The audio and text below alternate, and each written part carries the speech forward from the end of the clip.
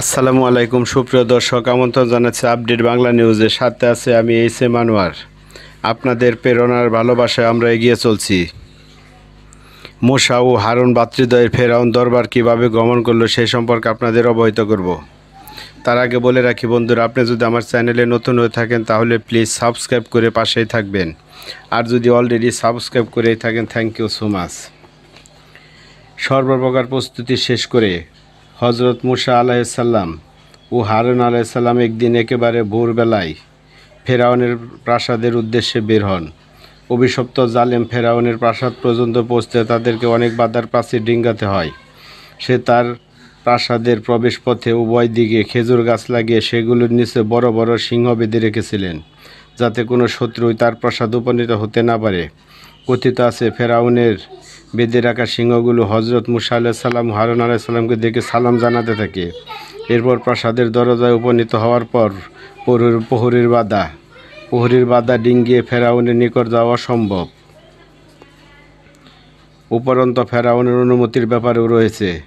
প্রহরী কর্তৃক বাধাপ্রাপ্ত হয়ে তারা নিজেদের পরিচয় দিলেন, আমরা মহান স্রষ্টা আল্লাহর প্রেরিত রাসূল।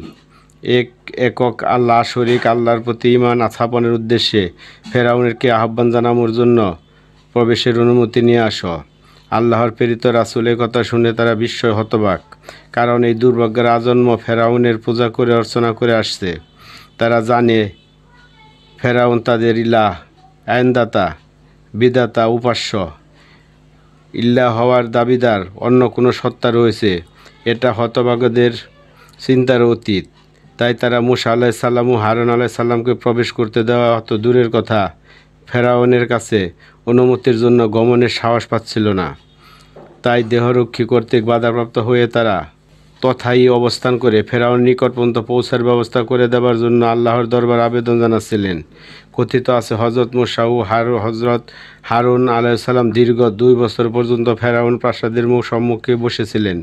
প্রতিনিয়ত তারা দ্বাররক্ষীদের বলেছিলেন, দেখো, আমরা আল্লাহর কর্তৃক মনোনীত রাসূল। ফেরাউনকে সত্য দিন ও আল্লাহর একত্বের প্রতি ঈমান স্থাপনের আহ্বান জানাতে এসেছি। হয় তোমরা আমাদেরকে তার কাছে যেতে দাও, না হয় তাকে আমাদের খবর পৌঁছাও। তাদের এই রূপ পূর্ণ অনুরোধ অপরোধের জবাবে এসব অভিশপ্তরা বলতো, তোমরা পাগল বটে, তোমরা আবার কোন ক্ষুধার দাওয়াত নিয়ে রাজপ্রাসাদের দরজায় উপনীত হলে? ফেরাউন তো আমাদের ক্ষুধা, তাকে ব্যতীত অন্য ক্ষুধার খবর আমরা অবগত নই। ইতিপূর্বে এমন আজব কথা আর কখনো শুনি নাই। এসব তোমরা কি প্রলাপ বকছ? মূসা ভ্রাতৃদ্বয়ের অনুরোধ ও অপরোধে কোনো কাজ হচ্ছে না, কোনোভাবেই দ্বাররক্ষী অভিশপ্তদেরকে রদ করানো যাচ্ছে না। এই অবস্থায় ফেরাউনের এক নিকটতম লোক তাদের পরিচয় জানতে চায়। কেউ কেউ এই ব্যক্তি ফেরাউনের দরবারি বার বলে উল্লেখ করেছেন। রাজদরবারে হাসি ঠাট্টার কৌতুকপূর্ণ গল্প গুজব জানিয়ে তামাশার পরিবেশ সৃষ্টি করাই ছিল তার কাজ। সে হজরত মূসা আলাইসাল্লাম ও হারুন আলাইসাল্লামের পরিচয় এবং রাজপ্রাসাদের সম্মুখে উপনীত হবার কারণ জানতে চায়। তখন ভ্রাতৃদ্বয় বলেন, আকাশ পৃথিবী সহ সমগ্র মহাজগতের স্রষ্টা এক মহান সত্তা, সর্বময় ক্ষমতা তারই নিয়ন্ত্রণে। সেই মহান সত্তা তার রাসূল হিসাবে আমাদেরকে ফেরাউনের নিকট প্রেরণ করেছে। তিনি ফেরাউনের ও আমাদের সকল ইল্লাহ, সমগ্র সৃষ্টি জগতের স্রষ্টা। সেই মহান সত্তার প্রতি ঈমান স্থাপনের ফেরাউনের আহ্বান জানাতে তারই নির্দেশে আমরা এখানে এসেছি। এটাই আমাদের এখানে আগমনের একমাত্র উদ্দেশ্য। সে তাদের বক্তব্যের দৃঢ়তা প্রদর্শনে অতিশয় বিস্মিত হয়ে ফেরাউনের নিকট গিয়ে কথা আলোচনা করে।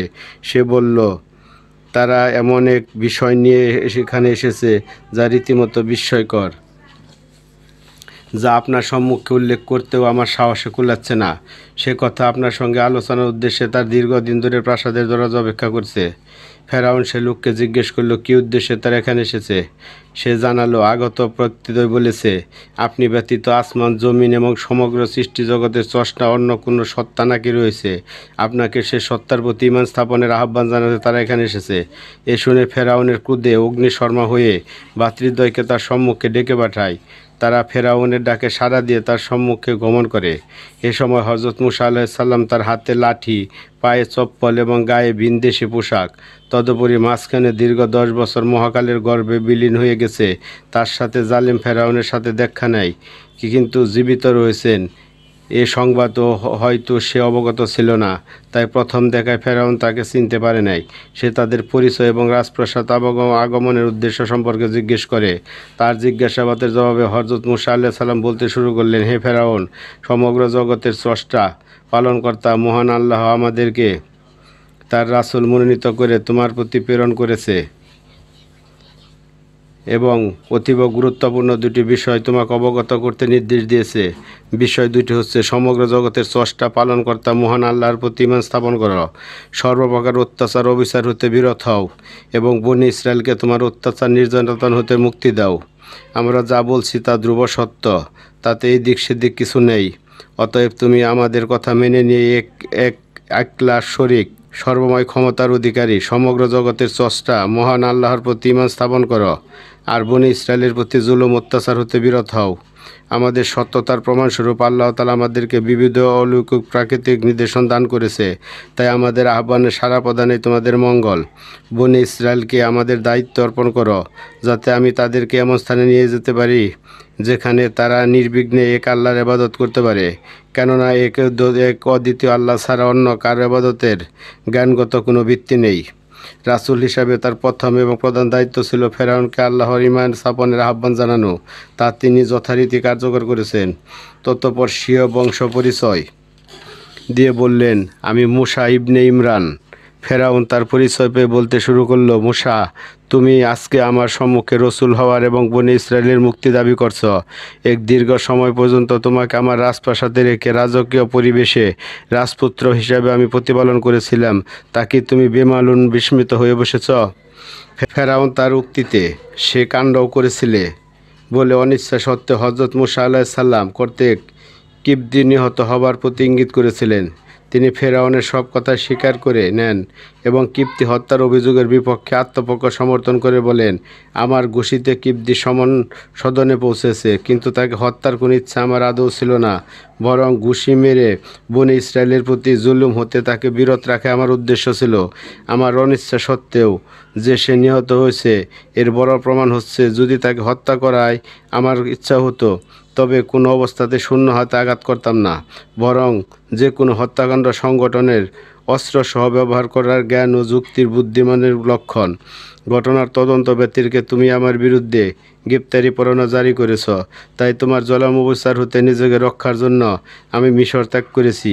হে ফেরাউন, একজন মাত্র কিবতী হত্যার অভিযোগে কোনো প্রকার তদন্ত ছাড়াই আমার বিরুদ্ধে গ্রেপ্তারি পরোয়ানা জারি করেছ, অথচ সেই তুমি আজ দীর্ঘ 400 বছর পর্যন্ত অকাতরে নির্বিচারে বনী ইসরায়েলদের হত্যা করে চলছ। একজন মাত্র কিবতী হত্যার তোমার নিকট অপরাধ সাব্যস্ত হলো, অথচ দীর্ঘ 400 বছর পর্যন্ত লক্ষ লক্ষ বনী ইসরায়েলির হত্যাকাণ্ড তোমার দৃষ্টিতে কোনো জুলুম বা অপরাধ বিবেচিত হচ্ছে না। আজব বটে তোমার ইনসাফ। এক বনী ইসরায়েলি সন্তানকে লালন পালন করছ বলে তাদের সকলকে তোমার গোলাম বানিয়ে রাখবে, অকাতরে তাদের প্রতি জুলুম অত্যাচার করবে, অহেতুক হত্যা করবে। এও তো তোমার এক আজব যুক্তি বটে। সুতরাং আল্লাহ পাকের আজব হতে তোমার মুক্তি লাভের একমাত্র উপায় হচ্ছে আল্লাহর একত্বের উপর ঈমান স্থাপন এবং আমার রিসালাতের স্বীকারোক্তি। মূসা আলাইহিস সালামের বক্তব্য শেষে ফেরাউন তাকে জিজ্ঞেস করল, মূসা, তুমি যে রব্বুল আলামিন সমগ্র সৃষ্টি জগতের পালনকর্তার কথা বলতে বসেছ, সে কে, কি তার পরিচয়? ফেরাউনের জিজ্ঞাসাবাদের জবাবে উভয়ের মাঝে রব্বুল আলামিনের সত্তা, বৈশিষ্ট্য ও পরিস্থিতি সম্পর্কে আলোচনা শুরু হয়। সেকালে মিশরে বিবিধ দেবতার পূজা অর্চনা উপাসনা করা হতো। কিছু দেবতা বিশেষ এলাকা ও বিশেষ সম্প্রদায় এবং কিছু সর্বসাধারণ মানুষের জন্য নির্ধারিত ছিল। তাদের পূজিত দেবতাগুলোর ক্ষমতা সীমাবদ্ধ বলে বিশ্বাস করা হতো, যেমন পরকালীন বিষয় ও নবমণ্ডল সম্পর্কিত দেবতা, দেহস্রষ্টা, দেহে প্রাণদানকারী, কে কী পরিমাণ আয়ু লাভ করবে তা নির্ধারণকারী, দুঃখ যাতনা দূরকারী, জীবিকাদাতা প্রভৃতি বিষয়ের জন্য আলাদা আলাদা দেবতা রয়েছে বলে বিশ্বাস করা হতো এবং সেগুলো পূজা অর্চনা করা হতো। সূর্য দেবতা ছিল পূজিত দেবতাসমূহের শীর্ষে। মিশরীয়দের বিশ্বাস ছিল মানুষ অন্যান্য সৃষ্টির প্রতিপালনের দায়িত্ব সূর্য দেবতার, আর মিশরের রাজসিংহাসন অধিকারী সূর্য দেবতার প্রতিষ্ঠাতার মাত্র। তাই সমগ্র দুনিয়ার প্রতিপালনের অধিকারও মিশর অধিপতির করায়ত্তে। তাই মিশরের সিংহাসনে যে অধিষ্ঠিত হতো তার উপাধি হতো ফারা। আর এই উপাধি পরবর্তীতে ফেরাউন আকৃতি ধারণ করে এবং রাজসিংহাসনে অধিষ্ঠিতদের উপাধি রূপে কথিত হতে থাকে। ফেরাউনের সম্মুখে উপস্থিত হয়ে হজরত মুসা আলাইসাল্লাম নিজেকে রাব্বুল আলামিন প্রেরিত রাসূল বলে ঘোষণা করলেন। এটা ছিল তার প্রথম সর্বপ্রধান দাবি। কিন্তু দ্রুত ফেরাউন এই সম্পর্কিত আলোচনার ধারে কাছে না গেছে মুসা আলাইসাল্লামের ব্যক্তিগত জীবন সম্পর্কে এমন সব অভিযোগ উপস্থাপন শুরু করে যা সাধারণত প্রতিপক্ষকে দুর্বল করে ফেলে। আর সত্য মিথ্যা যাই হোক, কারো বিপক্ষে কোনো অভিযোগ উত্থাপিত হলে প্রতিক্রিয়া স্বরূপ যে মানসিক দুর্বলতা সৃষ্টি হয় তা তার ব্যক্তিত্ব খাটো করে ফেলে। আর কারো ব্যক্তিত্ব খাটো হয়ে পড়লে তার উত্থাপিত যে কোনো সকল যুক্তি গ্রহণযোগ্যতা হারায়। দ্রুত ফেরাউনও এই পন্থায় বেছে নেয়। এত দ্বারা ফেরাউনের উদ্দেশ্য ছিল যুক্তি প্রমাণ উপস্থাপনে নৈতিকভাবে মুসা আলাইহিস সালামকে সাহসীন করে ফেলা। মুসা আলাইহিস সালাম ফেরাউনের এইসব কূটতর্ক এবং অমূলক অভিযোগজনিত সমস্যা প্রতিবন্ধকতার সমাধান প্রক্রিয়া পূর্বাহ্নে আল্লাহর কাছ থেকে শিখে নিয়েছিলেন। তাই কূটতর্ক, অমূলক অভিযোগ উত্থাপন তার উপর কোনো প্রকার প্রভাব বিস্তারে ব্যর্থ হয়। তিনি ফেরাউন উত্থাপিত সব কূট প্রশ্ন ও অমূলক জবাবের দিয়ে তাকে নিরুত্তর করে ফেলেন। ফেরাউনের প্রতিটি কথার জবাবে তিনি রব্বুল আলামিন নিখিল জাহানের পালনকর্তা, রব্বুল আলামিন তোমাদের পালনকর্তা আল্লাহ পাকের এই সব গুণ বৈশিষ্ট্যপূর্ণ পরিচিতি উল্লেখ করেছিলেন। ফেরাউন দেখল রব পালনকর্তা বলে সে ব্যতীত অন্য কোনো সত্তাকে উদ্দেশ্য করা হচ্ছে। এ দ্বারা মুসা আলাইহিস সালাম তার উদ্দেশ্য শ্রোতাদের কিছু পরিস্ফুটিত করে হয়ে উঠেছে, আর সে যেন পুনঃ এড়িয়ে যাচ্ছে তা শ্রোতাদের সামনে প্রকাশ হয়ে পড়ছে। তাই সে একান্ত বাধ্য হয়ে মুসা আলাইহিস সালাম কথিত রব্বুল আলামিন সম্পর্কিত আলোচনায় ফিরে আসে। একবার সে নাকাশ সেজে বলে, মুসা, আমি ছাড়া কি এমন কোনো সত্তা রয়েছে যাকে তুমি রব্বুল আলামিন বলে আখ্যায়িত করছ? উল্লেখিত উক্তির মধ্যে দিয়ে মুসা আলাইহিস সালাম ফেরাউনকে এই কথায় জানিয়ে দিলেন যে, আমি যে সত্তাকে রাব্বুল আলামিন বলে দাবি করছি, তোমার মাঝে সামান্যতম বিবেক বুদ্ধি অবশিষ্ট থাকলে তা বুঝতে পারতে। আচ্ছা বলো তো দেখি, কি করে তুমি নিজেকে রব পালনকর্তা বলে দাবি করছ? তোমার এই দাবির সপক্ষে কি প্রমাণ রয়েছে? আসমান জমিনের সব কিছু স্রষ্টা পালনকর্তা কি তুমি? অতএব কিসের ভিত্তিতে, কোন যুক্তিতে তুমি এমন অমূলক দাবি করছ? ফেরাউন দেখল সর্বনাশা কাণ্ড হতে চলছে। তার সব জুরিজারি মিথ্যা দাবির স্মরণ শ্রোতামণ্ডলীর সম্মুখে নগ্নভাবে প্রকাশ হয়ে পড়ছে। মুসা আলাইহিস সালাম উল্লেখিত অকাট্য প্রমাণ উপস্থাপনে ফেরাউন আরও বেশি হতবাক হয়ে পড়ে।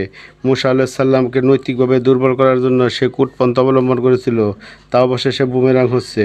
পুনঃ কৌশল পরিবর্তন সত্ত্বেও পার পাওয়া যাচ্ছে না। যে পরিবেশ সৃষ্টি হচ্ছে তা বেশিক্ষণ বেড়ে যেতে থাকলে সমূহ ক্ষতির সম্ভাবনা। উপস্থিত সর্বসাধারণ মানুষের মাঝে এই বিরূপ প্রতিক্রিয়া সৃষ্টি হওয়া অবশ্যম্ভাবী, যা সামাল দেওয়ার দায় হবে। অতএব আপাতত এখানে আলোচনার জবানিপাত ঘটানো হবে বুদ্ধিমত্তার পরিচায়ক। নিজের প্রভুত্ব প্রতিপালত্ব দাবি সম্পর্কে ফেরাউনের ব্যর্থ প্রয়াস চেষ্টা দৃষ্টে মুসা আলাইহিস সালাম হৃদয়ঙ্গম করলেন যে এই পরিবেশ পরিস্থিতিতে তার রবের সত্তা সম্পর্কিত প্রমাণ আরও সুস্পষ্ট হওয়া উচিত। তাই তিনি বললেন, দেখো, যিনি আমার রব, যাকে আমি সমগ্র সৃষ্টির স্রষ্টা পালনকর্তা বলে দাবি করছি, তিনি শুধু তুমি ফেরাউন, তোমার অনুগত অনুসারী বা তোমার পূর্ববর্তী পিতাপুরুষের রব নন, বরং তিনি পৃথিবীর পূর্ব হতে পশ্চিম প্রান্ত পর্যন্ত সব কিছুর স্রষ্টা পালনকর্তার রব। যদি তোমাদের বিন্দুমাত্র জ্ঞান বুদ্ধি বিবেক বিবেচনা থাকতো, তবে তোমরা তা বুঝতে সক্ষম হতে। নিজের নবুয়ত রিসালাত প্রমাণসহ আগমনের যুক্তি উপস্থাপন করে মুসা আলাইহিস সালাম তার সুদীর্ঘ আলোচনার জবানিকাপাত ঘটাতে যাচ্ছিলেন। তাই তিনি সমগ্র জগতের স্রষ্টা পালনকর্তা আল্লাহ পাককে রেখে তার কোনো সৃষ্টিকে রবের সমমর্যাদায় সমাসীন করা বা কেউ সে মর্যাদায় সমাসীন হলে সে সম্পর্কে আল্লাহ চূড়ান্ত সিদ্ধান্ত কী করবে তা দায়িত্বহীন কণ্ঠে জানিয়ে দেন। তিনি বলেন, দেখো ফেরাউন, তুমি যে পথ ধরছ তা রীতিমতো ভ্রষ্টতা। এ কোনো সঠিক পথ নয়। মানুষের স্রষ্টা রব পালন করতে হলেন একমাত্র আল্লাহ। সুতরাং কোনো মানুষ সব পরিকল্পিতভাবে নিজেকে বা অন্য কাউকে সে মর্যাদায় আসীন করা সুস্পষ্ট শিরক। এর পরিণতি নেমে আসবে আল্লাহর কঠিন আযাব, যে আযাব থেকে তুমি রক্ষা পাবে না কিছুতেই। ফেরাউন কর্তৃক পাগল বলে অভিহিত হওয়া সত্ত্বেও মুসা আলাইহিস সালাম একের পর এক দাবির সপক্ষে যুক্তি প্রমাণ উপস্থাপন করে চলছেন। এখন তিনি তার সূচিত দীর্ঘ আলোচনার পরিসমাপ্তি ঘটানোর জন্য ফেরাউনকে সাবধান করে তার বিরুদ্ধে আল্লাহ তাআলা কী সিদ্ধান্ত নেবে তাও জানিয়ে দিয়েছেন। এই সিদ্ধান্ত ঘোষণার মাধ্যমে মুসা আলাইহিস সালাম প্রকারান্তরে দীর্ঘ আলোচনার পরিসমাপ্তি ঘটিয়েছেন। কিন্তু ফেরাউন তার মিথ্যা অমূলক প্রতিপালকের অনুকূলে ন্যূনতম কোনো যুক্তি উপস্থাপনের সুযোগ হাতছাড়া করতে রাজি নয়। সে কথার ফাঁকে মুসা আলাইহিস সালামকে প্রশ্ন করে বসল, হে মূসা, তোমাদের রবকে? এই প্রশ্ন উত্থাপনের পিছনে ফেরানোর উদ্দেশ্য ছিল মূসা আলাইহিস সালাম এমন কোনো জবাব দিবেন যাতে সে নিজের প্রভুত্ব দাবির অনুকূলে প্রমাণ উপস্থাপনের সুযোগ পেয়ে যাবে। কিন্তু মূসা আলাইহিস সালাম এমন জবাব দিলেন, তিনি আমাদের রব, যিনি প্রত্যেক বস্তুকে তার যথার্থ আকৃতি দিয়েছেন, ততপর পথ প্রদর্শন করেছেন। মূসা আলাইহিস সালাম উল্লেখিত জবাবে ফেরাউন আরও বেশি বিব্রতকর অবস্থায় পতিত হয়। কারণ তোমাদের রবকে? ফেরাউনের প্রশ্নের জবাবে মূসা আলাইহিস সালাম বললেন, তিনি আমাদের রব, যিনি সর্ববস্তুর স্রষ্টা এবং যথার্থ আকৃতিদাতা ও পথ প্রদর্শক। অথচ ফেরাউন যে একটি মাছিরও স্রষ্টা নয় বা সে যোগ্যতাও রাখে না, এটা সর্বজনের নিবেদিত। সুতরাং এ জবাবে তার কোনো উপকারিতা তো নিহিত নেই, বরং রয়েছে সর্বনাশ। এবার সে তার প্রতিপক্ষ মূসা আলাইহিস সালামকে উপস্থিত জনসাধারণের সম্মুখে এই করার উদ্দেশ্যে প্রশ্ন করে, যেহেতু পূর্বকালের প্রায় সব জাতি সম্প্রদায়ের লোকেরাই মূর্তিপূজক ছিল, তারা বর্তমানে জীবিতদের পিতৃপুরুষ। তারা মূসা আলাইহিস সালাম যদি বলেন মূর্তি পূজার কারণে তারা সবাই পথভ্রষ্ট ও জাহান্নামী, তবে তার বলার সুযোগ হবে, তাহলে কি তারা সবাই নির্ভূত পথভ্রষ্ট? অপরদিকে শ্রোতামণ্ডলী জানবে মূসা আলাইহিস সালাম তাদের পিতৃপুরুষকে পথভ্রষ্ট জাহান্নামী বলে নিন্দা করেছেন। ফলে তারা মূসা আলাইহিস সালামের প্রতি ভীতশ্রদ্ধ হয়ে তার উত্থাপিত সব যুক্তি প্রমাণের প্রতি আস্থা হারাবে। মূসা আলাইহিস সালাম ও ফেরাউনের কূটকৌশল পুরোপুরি অনুবাদন করে ফেললেন। তাদের কোনো পরিণাম কাজে না নিলে আল্লাহর প্রতি শপথ করে বললেন, তাদের পরিণতি সম্পর্কে জ্ঞান তোমার কারণ নেই, তা একান্তভাবে আমার রবের আওতাধীন বিষয়। মূসা আলাইহিস সালাম তার যুক্তি প্রমাণ উপস্থাপন একেবারে শেষে বলে দিলেন, দেখো ফেরাউন, আল্লাহ পৃথিবী এবং পৃথিবীর উপরস্থ সব কিছু সৃষ্টি করেছেন। আকাশ থেকে বৃষ্টি বর্ষিয়ে এই পৃথিবীর শস্য শ্যামল করেছেন, ফল ফুল আর গণবৃক্ষে আচ্ছাদিত করেছেন। এই মৃত্তিকা হতে আল্লাহ তোমাদেরকে সৃষ্টি করেছেন। মৃত্যুর পরে এই মৃত্তিকা গর্ভে তোমাদেরকে ফিরে যেতে হবে। আবার সেখান থেকে মহাশক্তিধর আল্লাহ তোমাদেরকে পুনর্জীবিত করে উঠাবেন। সুতরাং অহংকার ও দূরত্ব প্রদর্শন করে কারোই কোনো গত্যন্তর নেই। অতএব সবারই সেই মহাশক্তির অধিকারী স্রষ্টা পালন করার প্রতি ঈমান স্থাপন করা আযাব থেকে মুক্তি লাভের একমাত্র পথ। উল্লেখিত অকাট্য যুক্তিপূর্ণ আলোচনায় ফেরাউন নিরুত্তর নির্বাক আর উপস্থিত শ্রোতামণ্ডলী মূসা আলাইহিস সালামের উপস্থিতি যুক্তির অকাট্যতা ও শক্তিমত্তা প্রদর্শনে বিস্ময়িত হয়। সুতরাং যতই সময়ক্ষেপণ হচ্ছে ততই পরিস্থিতি প্রতিকূল হচ্ছে। তাই ফেরাউন আর কোনো কথা না বাড়িয়ে আজকের মতো আলোচনার পরিসমাপ্তি টানে। আপনি রেফারেন্স স্বরূপ আসল কাসাসুল আম্বিয়া হাদিসটি দেখে নিতে পারেন। আজ এই পর্যন্তই। পাশে থাকার জন্য সকলকে ধন্যবাদ।